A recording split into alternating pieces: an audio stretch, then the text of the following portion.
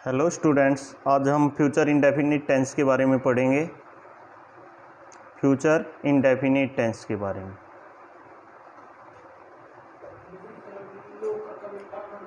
Future indefinite tense में क्या होता है, वाक्य के अंत में गा, गे और गी आता है। तो इसके क्या है रूल, क्या है यूजेज, कहाँ पे होते हैं फ्यूचर इंडेफिनिट टेंस के। सबसे पहला यूजेज है to show future. Show future, future को दर्शाने के लिए। फ्यूचर मीन्स क्या होता है, भविष्य काल के लिए, हमारे फ्यूचर के बारे में। सेकंड है इसका रूल है टू एक्सप्रेस, क्या व्यक्त करने के लिए, the speaker opinion. The speaker, जो बोलने वाला है, उसके ओपिनियन होते हैं, विचार को बोलते हैं ओपिनियन।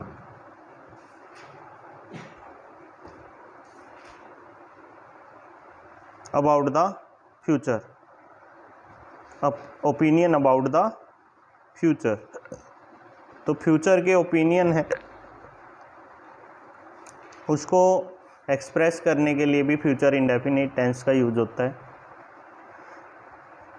और कई बारी वैसे क्या हो जाता है, सिंपल फ्यूचर टेंस है वो क्या है, कई बारी क्या है, आदत को, हैबिचुअल एक्शन को या जर्नल क्या है, ट्रुथ को एक्सप्रेस करने के लिए भी कर देते हैं। लेकिन हम ये रूल नहीं लिखेंगे क्योंकि फिर हमारा प्रेजेंट इंडेफिनिट है, उसमें थोड़ा मिक्सिंग हो जाएगी, तो इसलिए हम नहीं लिखेंगे ये रूल। तो इसका थर्ड रूल है, अब इसमें क्या होता है, रूल क्या है इसका, सब्जेक्ट प्लस विल या सेल प्लस वर्ब की फर्स्ट फॉर्म प्लस ऑब्जेक्ट। अब क्या होता है ना, आई और वी दे रखे हो, मतलब फर्स्ट पर्सन है, फर्स्ट पर्सन के साथ साधारण वाक्य में आई और वी के साथ किसका यूज होगा, सेल के साथ, मतलब फर्स्ट पर्सन के साथ सेल लगेगा। और बाकी सेकंड और थर्ड पर्सन के लिए क्या यूज होगा, विल।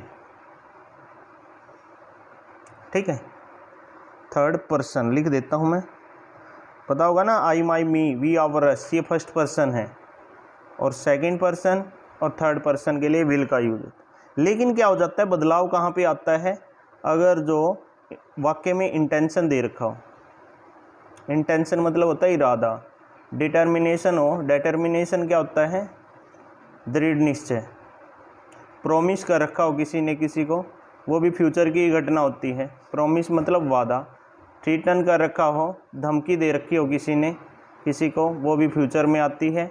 और जो क्या है हमारा क्या होते हैं, कई बारी क्या होते हैं, कमांड है या ऑर्डर को भी एक्सप्रेस करते हैं। तो यहाँ पे क्या हो जाता है, फ्यूचर में ये चीज़ें दे रखी हो तो चेंज हो जाता है हमारा आई वी के साथ, आई और वी के साथ क्या लगेगा फिर, विल, और बाकी सभी के साथ, सेकंड और थर्ड पर्सन के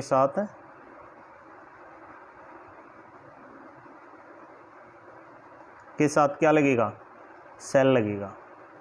तो इसका मतलब कन्फ्यूजन जब भी फ्यूचर इंडेफिनिट टेंस में हो तो हम किसी भी वाक्य के साथ विल का यूज़ कर सकते हैं, और ख़ास तौर पे जो इंटेरोगेटिव और नेगेटिव वाक्य है वहाँ पर हम विल का ही यूज़ करेंगे लगभग। तो ये तो हमारा था सिंपल सेंटेंस का। अब हमारा है नेगेटिव सेंटेंस का रूल।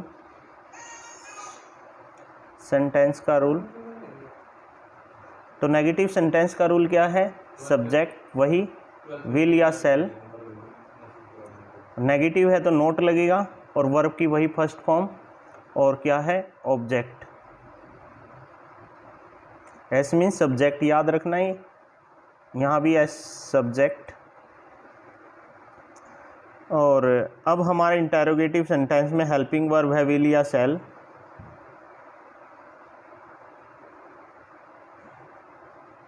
उसमें क्या हो जाएगा, विल या सेल क्या है, पहले आ जाएंगे, विल या सेल हेल्पिंग वर्ब पहले आ जाएगी, फिर सब्जेक्ट, फिर वर्ब की फर्स्ट फॉर्म और फिर हमारा ऑब्जेक्ट लगेगा और लास्ट में क्वेश्चन मार्क लगाना ज़रूरी है। अब मैं एक वाक्य लिख देता हूँ, क्या है, जैसे मैं सोचता हूँ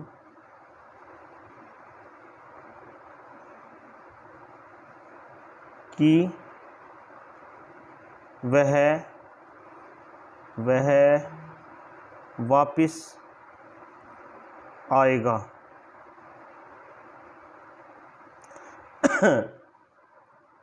तो अब इसमें क्या पता चल रहा है कि आएगा, तो ओपिनियन है किसी के बारे में, तो क्या आएगा, आई थिंक ही विल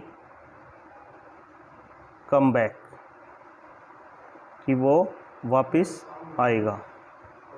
ठीक है, इसी तरह आप 5 वाक्य घर से अपना बनाओगे, पहले हिंदी में लिखोगे, फिर उसकी इंग्लिश बनाओगे, और इस तरह से रिवीजन ज़रूरी है। रिवीजन के बिना टेंस नहीं हो सकते, ग्रामर इंग्लिश की नहीं हो सकती, तो इसलिए ये रूल अपनी कॉपी में उतारें, इसको स्क्रीनशॉट ले लें, और कोई प्रॉब्लम है तो फिर स्कूल में क्लियर ही करेंगे। लेकिन कुछ आपको अभी लॉकडाउन में आपको कुछ लर्न ही करना होगा, तो ये रूल ज़रूर लर्न करें, क्योंकि इसके बिहाफ पे हमारी ग्रामर अनकम्प्लीट हो जाएगी, क्योंकि आगे हम नरेशन है, वॉइस हैं, सारे इन्हीं पे डिपेंड करेंगे, और जो हमारे लेसन के क्वेश्चन आंसर हैं वो सारे टेंस पे ही डिपेंड करेंगे।